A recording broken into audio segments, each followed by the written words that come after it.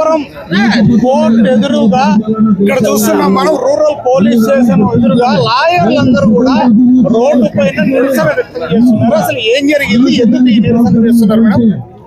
ప్రజలందరికీ నమస్కారము. నా పేరు పద్మజ, నేను బార్ అసోసియేషన్ ప్రెసిడెంట్. నిన్న సాయంత్రము గౌతమ్ రాజ్ అనే ఒక జూనియర్ అబ్బాయి వాళ్ళ ఫాదర్ టాబ్లెట్స్ తీసుకురావాలని చెప్పేసి వెళ్తున్నాడు. అప్పుడు రూరల్ సీఏ గారు అంటే శ్రీకాంత్ గారు వాళ్ళ సిబ్బంది అంతా కూడా చెక్ చేస్తున్నారు అక్కడ మామూలుగా ఇవన్నీ కూడా రోడ్ లో. సో అబ్బాయిని ఈ యొక్క డాక్యుమెంట్స్ చూపించమని అడిగినారు. సో అబ్బాయి వచ్చేసి తన లైసెన్స్ ఆర్సీ అని చూపించమని రెడీ అయినాడు. చూపించక ముందుకెళ్తే కొంచెం బాగా అంటున్నారు, సార్ మా నాన్న హెల్త్ బాగాలేదు, కొంచెం మీరు ఒకసారి చూడండి అని అడిగిన పాపానికి ఇష్టం వచ్చినట్లు వల్గర్ లాంగ్వేజ్ లో మాట్లాడినారని.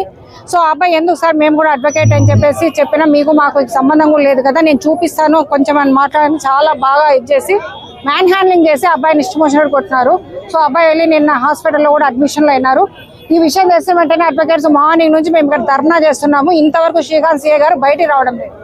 డిఎస్పీ గారన్నా వచ్చి మాకు సర్ది చెప్పడానికి ప్రయత్నం చేస్తున్నారు, కానీ మరి తప్పు చేయకున్నప్పుడు ఎందుకు మరి లోపల ఉంటున్నారు?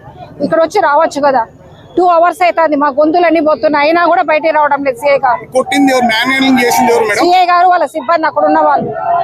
అవును, స్టేషన్ లో కాదు, ఫస్ట్ అక్కడే ఎక్కడ నరగమ్మ టెంపుల్ ఉంది కదా కళ్యాణం, ఆ ఏరియాలో జరిగింది. అక్కడ నుంచి తీసుకొచ్చి మళ్ళీ స్టేషన్ లో కూడా కొట్టినారు.